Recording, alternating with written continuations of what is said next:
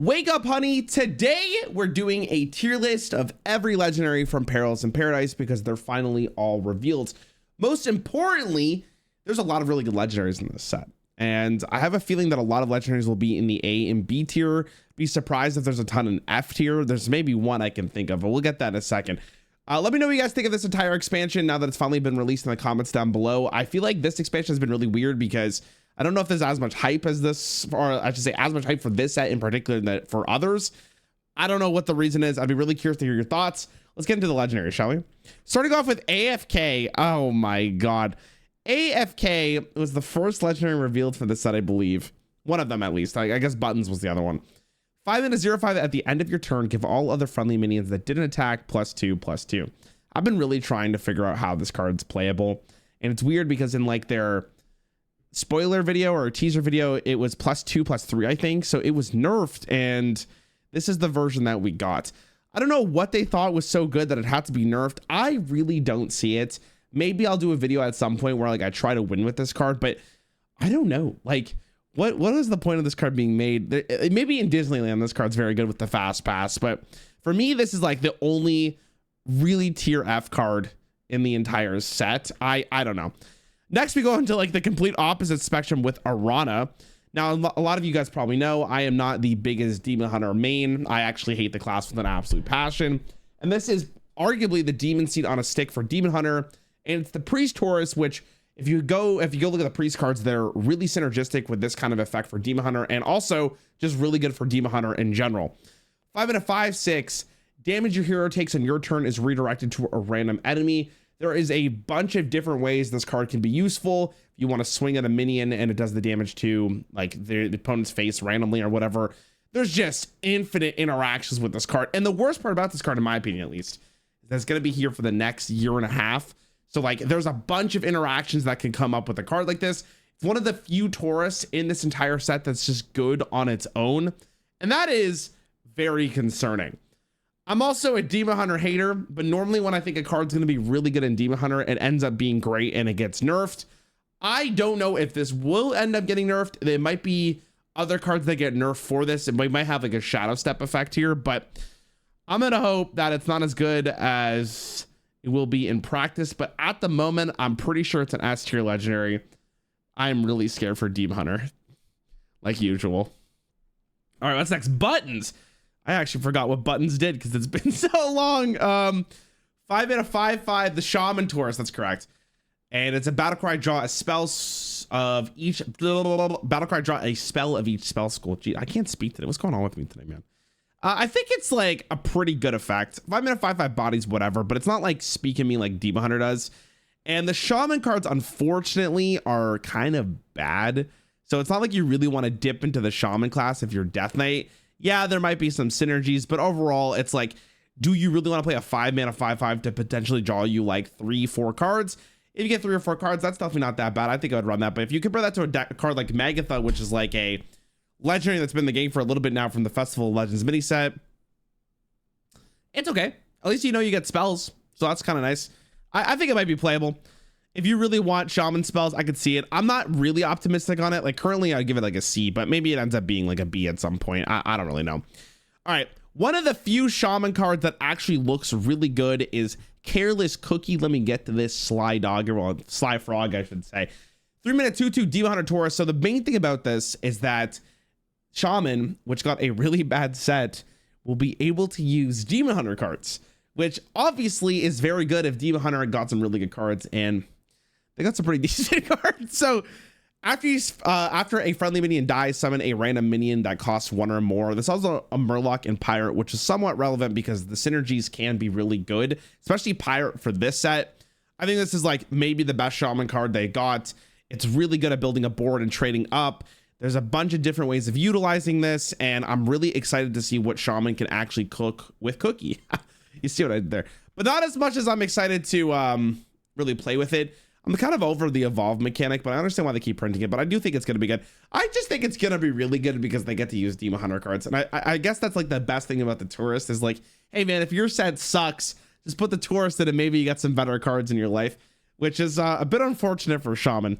F for Shaman. Speaking of Shaman, we also get caress or careless. I still don't know how to pronounce this properly, which is the Cabaret Star 5/5 5/5 wall in your hand. Play 2 different spell schools to transform. Bunch of different options here. I'm not going to go through all of them, but honestly, it looks like a pretty great card. Depending on the matchup, you can kind of change what this card actually does.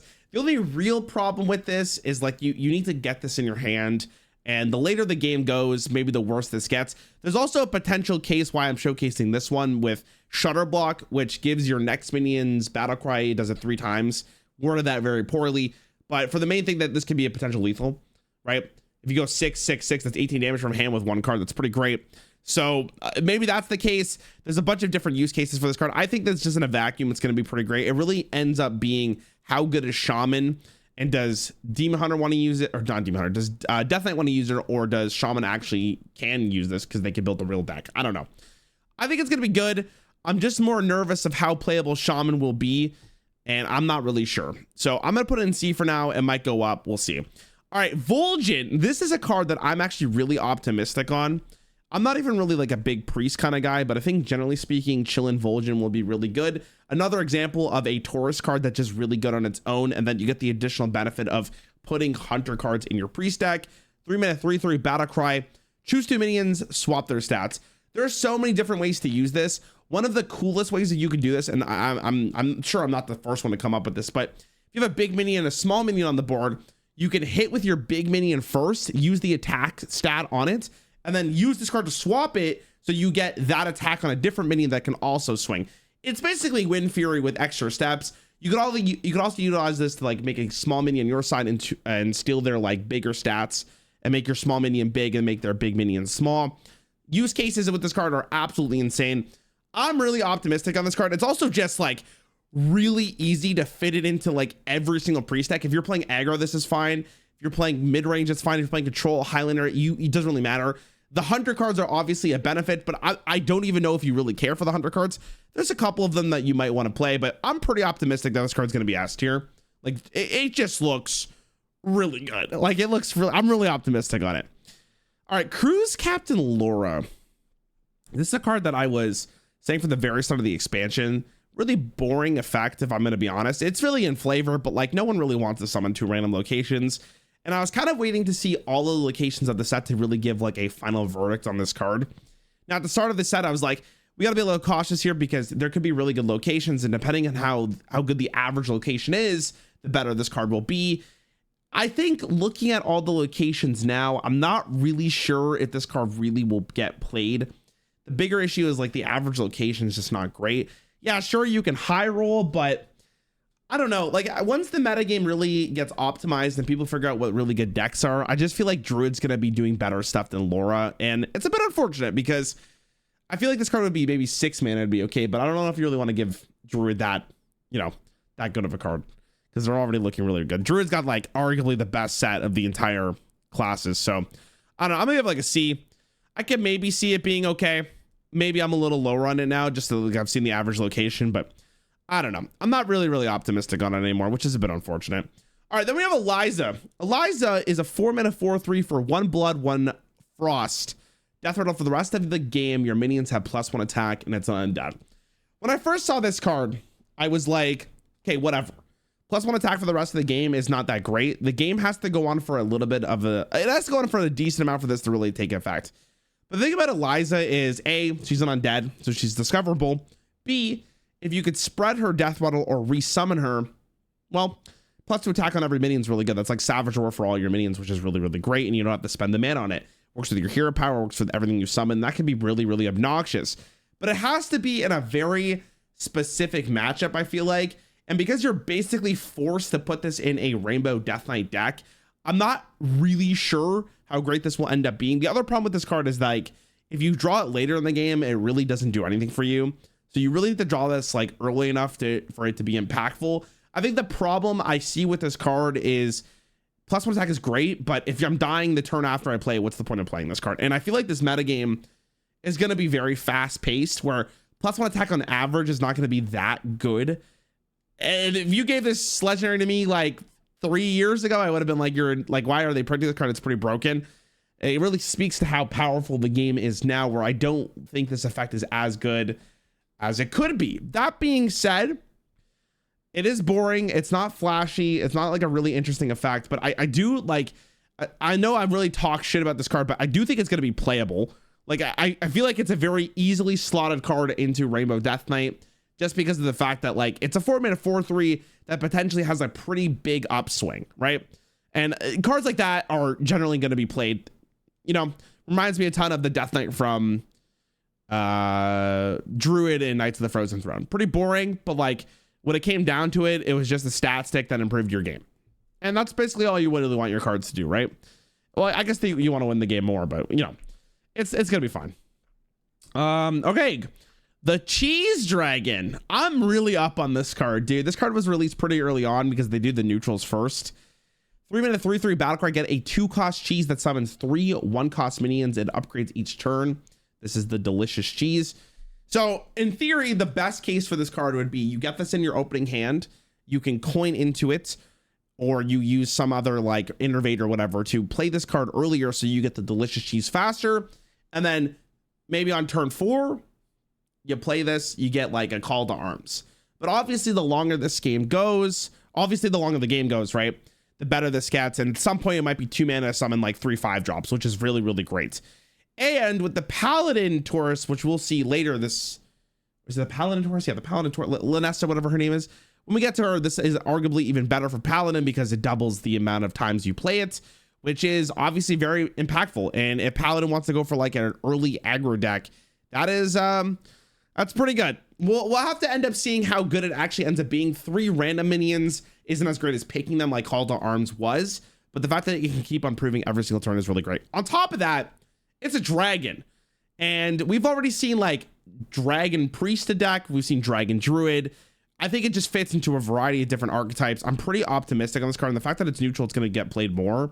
So I'm pretty sure this dragon's pretty broken. I don't know. I'm very optimistic on that. Especially all 3 of these, I think they're going to be very, very good. Next on the list, man, Grifta. Grifta, man, it's been a bit since I've looked at Grifta. Now that it's been some time, let me see what we got here. 4-mana 4/5 battlecry, discover an amulet to give to both players. Yeah, so like the cool thing about this card is you know what you're giving to your opponent, and your opponent knows what you got, but obviously your version is better. And by giving your opponent, like, I don't know, like restore 12 health to your hero, then take 6 damage is like whatever. If you don't really care for the healing, because now you have a deal 1 damage or 1 mana to deal 6 damage, and you can use that in a bunch of different ways than like rogue, right? There's also like, you know, mind control for 1 mana. The list goes on. And I think like legitimately this card will see play in a variety of different decks as well, because you're always getting a net benefit. And if you're putting this card into your deck, it's probably because of like a synergistic reason rather than just like a 4-mana 4/5. Because like you don't really need a Yeti. Yeti's actually in the core set right now, but by getting a pretty powerful spell for 1 mana, I feel like Grifta is going to end up actually being pretty great. And I feel like this is how I felt when I first saw it. I'm optimistic on this card as well. I'm not sure it's going to be as good as like, you know, the Cheese Dragon, but I think B is completely fair. I think it's going to be playable for absolutely. All right, let's talk about Ham. Ham is I'm going to lean like this because I think that I'm super cool now. Ham is the first Tourist that we've seen so far that I think you're playing specifically because you can use Druid cards. I said this earlier in this video, but I do think the Druid base set is the Druid set for this expansion is the best one by far. I think it looks really good, and I'm genuinely worried for how powerful Druid's going to be. But most importantly, Druid got ramp this set, which means Warrior for the first time ever is going to have ramp available for them for the next 1.5 years. And I don't know about you guys, but I'm pretty sure every Warrior deck in existence, other than maybe like Enrage Warrior, has always wanted a way to get to their late game faster, which means Ham the Hungry is going to probably be playable in every Warrior deck because of that, you know, ability to get ramp. Like, I mean, I would be baffled if this card doesn't end up playable because like maybe ramping is too slow in Warrior, I should say. The effect is okay. 6-mana 3/3 taunt. At the end of your turn, eat a minion in the enemy's deck to gain +2/+2. So in theory, 6-mana 5/5, delete a minion from your opponent's deck. Sometimes that will just rip the best card in your opponent's deck and you'll feel really great because you just won. Other times it's going to feel like it just ate a minion and like that's kind of just it. I'm not sure if the actual base minion will be like that insane, but again, Druid Tourist, I'd be really happy if I was a Warrior main because you got arguably one of the best sets of this entire expansion. So yeah, I'm gonna be real here. I'm not putting Ham because I think he's gonna be nuts. I'm putting Ham up here because Warrior gets these Druid cards. That's why it's an S tier card. I'm gonna be real here. All right, Insidious or Insidious. Is that how I say it? What did I say? Insidious? That's a movie, right? Pretty good movie of that. 6 mana 2/10. I've never seen the movie. At the end of your turn, upgrade your eruptions. Battlecry, shuffle 5 eruptions into your deck. So this is what an eruption is. It is a fire spell. I'm not sure how relevant that really is, but 1 mana, cast when drawn, deal 1 damage to all enemies. So the great thing about this is the turn you play it, you get 5 spells in your deck that deal 2 damage to all enemies. That is a very scary effect, and you kind of have to kill this, because if you don't kill this, you kind of lose the game if they can draw their eruptions. And there's currently a card in Titans that says draw a card that didn't start in your deck. So there's ways for you to actually get your eruptions pretty easily.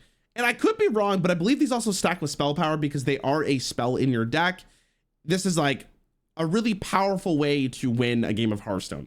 The best thing about this card, by the way, is they changed all the Highlander cards to say at the start of the game, if you have no duplicates. So by adding duplicates into your own deck, you don't actually gimp yourself and ruin your Highlander package. You can just put this in your Highlander deck. You'd be pretty stoked. It's a win condition for slow decks. If you don't kill this, like it's a thick fucking elemental, bro. It's got an absolute shelf on the back of it. So you either got to make a really big judgment call of like, can I answer this card or can I get them like dead in 2 turns? Because the longer this stays alive, the worse it's going to be for them. Now, the only issue with this card is that a 6 mana 2/10. A 6 mana 2/10 is like not really that threatening on board. I guess it's an elemental, which actually brings me to like one of the craziest things I think is going to happen in this set. And I'm going to make a fucking statement here. I actually think elemental decks are going to be really good for this expansion. Like really good for this expansion. There's actually like, we're hitting a point in standard where there's like a critical mass of really good elementals. And I feel like this is one of the pieces of the puzzle that will help elemental decks get that final push for damage. And that's pretty awesome. So I think this card's going to be pretty great. I'm pretty optimistic on it. I think it's going to be like an A tier card. I think this is just a bunch of ways of playing with it. And I feel like as long as the game doesn't end on like turn 5 and you can play this and get away with it, I think you're pretty happy with it. Like that's just, I'm going to be really curious to read the comments here. I know it's so funny reading the reviews or the comments on like the review videos because people think I'm the biggest dumbass in the world, which is fine. You know, actually you're a dumbass. Yeah, but thanks for watching. All right, anyways, next. King Tide, man, another great card here. It's a really good legendary. It's pretty impressive how many great legendaries are in this set. King Tide, 4 mana 4/4 battlecry. Both players' spells cost 5 until the end of your next turn. This is like, I want to call it Loatheb, but it's not really Loatheb. It's just a really good way to kind of A, make your opponent's life more miserable, but B, also set you up for a really good next turn. You can play this on turn 4 and play like a 10 mana spell on turn 5. That's really great. You could also just stop your rogue opponent from having any fun by playing this the turn you expect them to do like a huge combo, which is really, really great. I mean, good card. Like, I mean, what is there to say, right? Like, you're playing this in Mage. I think you're playing this in virtually every single Mage deck until it rotates, unless you want to play like no spell or no minion Mage, sorry, because obviously he's a minion. I don't remember who got the Mage Tourist. I think it's like, I gotta double check here. Druid got it. Yeah. So Druid also got a lot of really powerful spells, and it's Druid, of course, they have a lot of good late game. So if you really want to run Mista Vista, which we'll get to later, King Tide is almost going to be an auto include for Druid as well. Good card. It's in 2 good classes that want it. So I'm pretty sure this is like an 8 tier legendary. I'm not ordering these by any means, by the way, except for maybe these ones, but we'll get there later. All right, Maestro for Rogue. This is the Warlock Tourist. It's a 6 mana 6/5. Battlecry, discover a hero card from the past. I remember when we looked at this card, I went to go look at like all of the hero cards from the past. I would say on average, they're not as good as you probably remember them being, especially in standard. Like a lot of people will think of the flashy ones like Frostless Jaina was really good, or Blood Reaver Gul'dan was really, really good. But a lot of those are synergistic. So like then you start looking like Altri Valley, like, yeah, maybe the Paladin's pretty good, or like maybe Scabs is really good. But for the most part, it's not as great as you're probably thinking it is. Also, you're playing a 6 mana 6/5, which doesn't feel great. Also, Rogue being the Warlock Tourist is very strange because there's not a ton of synergy with the 2 classes, it feels like, at least from like what I remember. And yeah, maybe you might run some of the Warlock cards, but for the most part, you're putting a 6-mana 6/5 into your deck for a flashy-esque effect that people are probably going to really like. If you get Goff, I'm sure a lot of people will be really excited about that, but I don't know. I feel like it's too slow. I'm not that excited for it. I think in like a Thief deck, I think it'll be really, really cool, but for the most part, I'm not really optimistic on it. But I do think it's better than AFK, so I'm going to put it in C. All right, we've seen Rarran. I don't really have to go through it. He's obviously very good. He's in like the best deck in the game so far, and he's seen a ton of play. So, I mean, he's probably like, I'll put him here. He's good. All right, let's talk about Mista Vista. I actually love that name, dude. What a good name. All right. 5-mana 5/5. This is the Mage Tourist, like I said earlier, for Druid. Battlecry in 3 turns. Replay every spell you've cast between now and then. This is actually like really recent because I got to see the Druid cards. I got to review the Druid cards like on Friday or whatever, which is like 3 days ago. Mista Vista looks like a really good card in theory, but I think the problem with this card is like you kind of need to play it on turn 5. Otherwise, I don't think it's really needed, because if you play this on like turn 9 and you can get away with playing it, you probably already won that game. So like, unless you're really going for like the flashiest effect available, I don't really see this being like the greatest thing of all time. If you play it on turn 5 though, and you're not dead immediately, this card might actually just win you the game on the spot, because a lot of really good Druid cards cost, you know, I should say they're spells. And by replaying every spell you've cast, like that's really, really powerful, obviously. And you don't really have to worry about the late game, because you're probably just going to win the game from playing this card with all the spells you're going to cast, theoretically speaking. There's also like a lot of really good Mage spells that you can use in your Druid deck if you really want to play them with the Mage Tourist. So I feel like it's going to be good. I don't think it's going to be as great as a lot of people think it is. I think it's a really cool and well-designed card, but I don't know. And in practice, I feel like it's not going to be as great. I'm going to put it like a C. I just also feel like the problem with Druid cards is like, Druid's getting so many good cards, and they have so many good cards, and they ramp, that a lot of the cards that could be potentially really good in other classes are just like worse in Druid, which is just so weird to say out loud. But yeah, cool card. All right, let's talk the next priest legendary, Nefarian, I forget his name. Nnarrains Soothfancy. 4-mana 4/4 battlecry, get 2 fortunes that are copies of the top card of your deck. This card's really cool. It's a dynamic card that sits in your hand, and not only do you get the information of what next 2 cards you will draw, but you can play copies of them, which I think is really, really cool.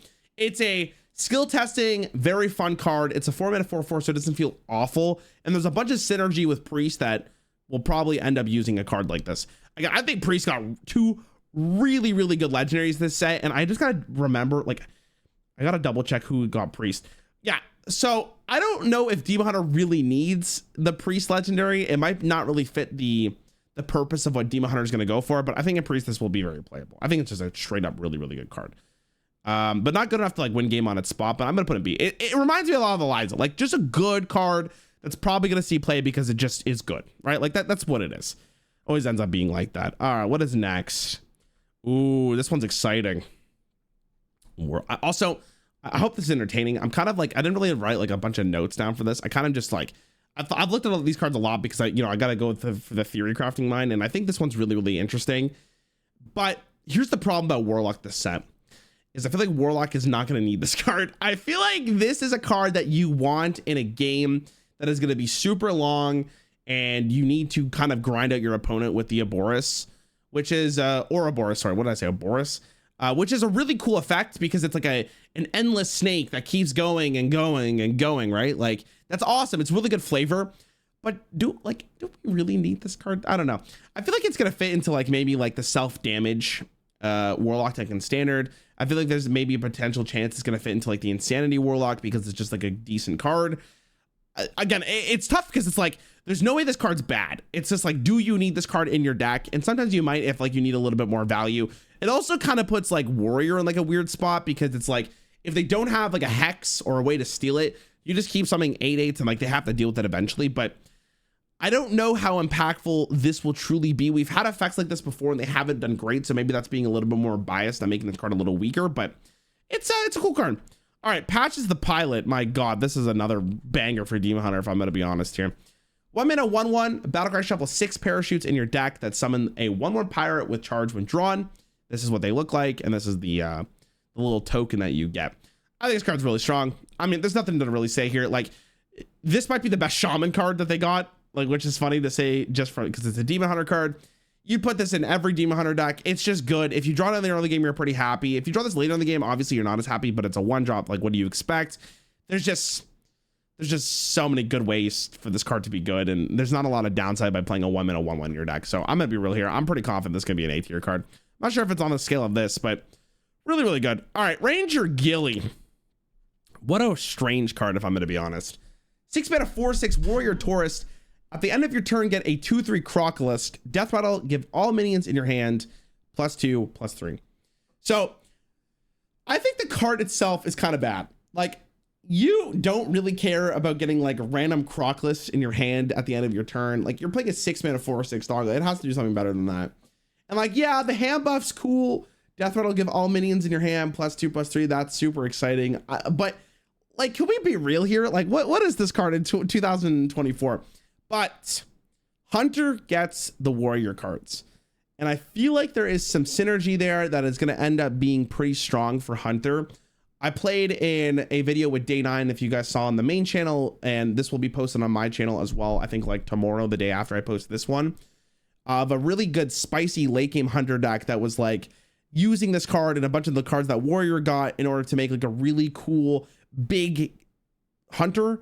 And obviously you need Ranger Gilly for that. So like, if that ends up being pretty good, I think this is going to be great. But it's just like I don't know. Hunter set feels so like not wanting to use this card.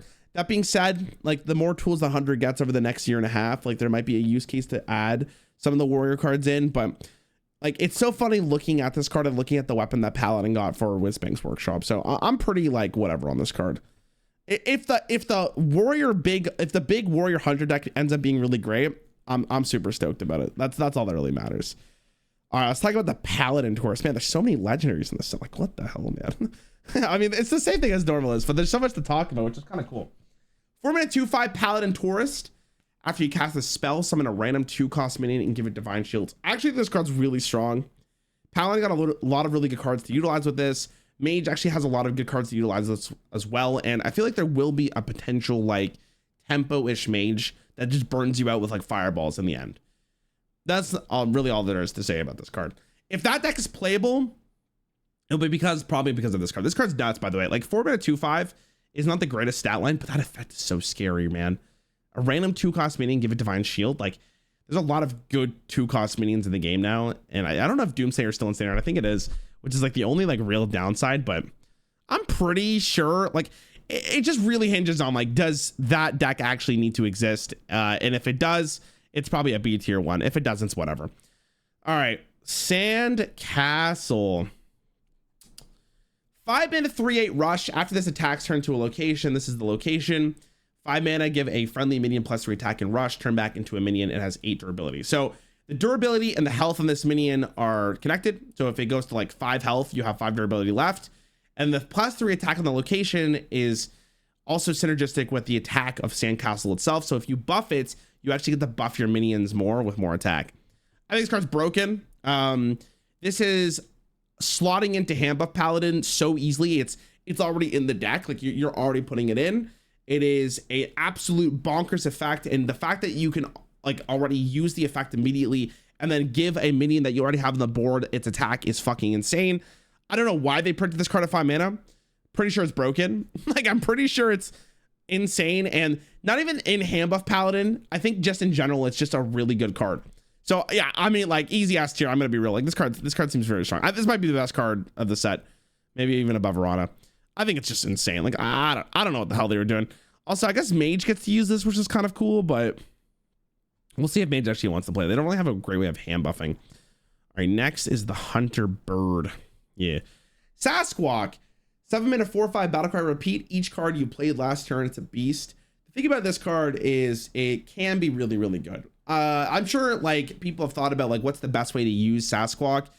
I think it's going to be easier to think about in theory than in practice, because you don't get to always make like the optimal turn for your Sasquatch. But if it ends up being consistent enough, it'll be great. Also, Priest probably likes this card, right? Priest is a huge fan, because if the Hunter Tourist is Vol'jin, which you're gonna fit into your deck anyways, like, you probably just run Sasquatch just because of the potential like late game swing. And because Priest has Puppet Theater, which gives you like a 1-cost version of a minion your opponent plays, This fits very nicely with this. If you need another board clear, potentially just good. Like, it reminds me a lot of Murazon from Descent of Dragons for Priest, and I think Priest is going to really like this card. Hunter, I think, is also going to like it. It just seems like a pretty powerful effect. I like cards like this because it's not like, it's like, oh, it's flashy enough, but it's also you probably know it's going to be good enough. I'm pretty confident that card's going to be playable. All right, the Warlock Tourist. Where art thou? Summoner Dark Marrow. 4-mana 4/4 Death Knight Tourist. Your death battle triggers twice after you play a death remedy and destroy it. It's also done dead. I'm not sure how relevant that really is, but I'm gonna be real here. I really don't think the Death Knight package is that good. Like this set, I think it looks really weak. Like Eliza is one of the few cards where you're like, okay, I can kind of understand it. So if you really want to run Eliza in your deck, sure. So then it comes down to, do you want your death battles to trigger twice and like immediately kill them, which can be very powerful. It's cards like Spirit Singer Umbra and Baron Rivendare in the same card for 4 mana, which is rather insane. If you need a card like this, I'm sure it's going to be great. Death battles usually have the problem of being very slow, but because you could trigger it immediately, it could be very, very good. So I have a feeling this card's still not going to be great. I'm going to put it in C. I don't know. Maybe I'm wrong. Just looking at the Death Knight class, though, it just doesn't look very good, you know? All right, let's talk about Lanessa. I swear to God, chat, if I see one feet joke in my comment section, I'm going to lose it on all of you. 5-mana 2/6 Rogue Tourist. Your spells that cost 2 or less cost twice. Pretty whatever stat line. You're obviously worried about that line of text, though, especially because you can use rogue cards, which some of them are good enough to play in Paladin, at least in my opinion. And there's a bunch of different ways to utilize this card. I brought up the Cheese Dragon earlier, which is where I think this is going to be really, really good. There's a bunch of different methods for this. Most importantly, it's almost like mana cheating, right? You have to just spend a 5-mana 2/6. I'm just not sure how good this will be. It really depends. Like, this is another case of like, why am I playing this deck when Hand Buff Paladin exists, which is kind of bad for this set. Yeah, I don't know. I think it's a good card. I think it's B, probably. Get somewhere like Rayleigh. Like if the deck is playable, then like obviously this card's gonna be one of the best cards in it. But if not, like it's probably just gonna be that Hand Buff Paladin just ends up being better majority of the time. All right, the Rye Cleaver. This is a cool card. Really fun card here. Warrior is cooking. 7-mana weapon. It's a 4/2 battlecry. You get a slice of bread, and then death rattle. You also get a slice of bread. And what that means is like you play this, you get the bread in your hand, and then when you get the death rattle of this, any minion that's in between those 2 pieces of bread becomes a sandwich, and you get to play that sandwich for 2 mana. This is a very exciting card because it's a lot of mana cheating, and Warrior got a lot of really good cards that on their own, I don't think you're really happy to play them, but for 2 mana. Now we're talking, dude. And with ramp with Warrior, you get to play this earlier, which means you get to do like more cheating in a sense with the Rye Cleaver. I think it's a very good card. I think it's very easily slot into a bunch of different decks. The only thing you got to be kind of cautious about is like if you're playing like Highlander Warrior and you get to play Bran, you don't want 2 slices of bread on their own. So be cautious of that. But I'm pretty sure this is a good card. It's just mana cheating. All right. And last but not least, we have Eudora, which is her. Treasure Hunter Eudora. 6-mana 4/5 battlecry. Go on a side quest to discover amazing loot. Play 3 cards from the other classes to complete it. And the amazing loot is Duelist Treasures, or like the Dungeon Run Treasures, if you know that better. And this is potentially a really good card, potentially. See, the bigger thing about this card is that this fits in Paladin because of the Rogue Tourist, and some of these cards are 2 mana or less. For instance, the one I think is going to be really good is like Book of the Dead, right? You get to play this twice with Lanessa. That seems rather great, at least in my humble opinion. So I feel like this is going to be really good in a very specific deck. The problem is like, how likely are you to actually complete this on time to play this on turn 6? Or not turn 6, sorry, like on turn 9. It's also a 6-mana 4/5. You know, that's not that great. 6-mana 4/5 is kind of bad. And again, why am I playing this when I can play Hand Buff Paladin? I'm pretty sure Rogue is like might play this, but this feels like it's generally just there for like the people who want to get Duelist Treasures. And that's pretty much it. Also, weird thing to say, like a lot of the treasures aren't as good as I remember them being. I guess it's because the power creep in this game has gone pretty insane. But yeah, that's pretty much every legendary. I'm going to give this a C. Actually really surprised you. I thought more legendaries were going to go up, but I guess I'm basing this off like every other legendary in the set. I do think Sandcastle's like really, really nuts, and I'm excited, but I'm worried.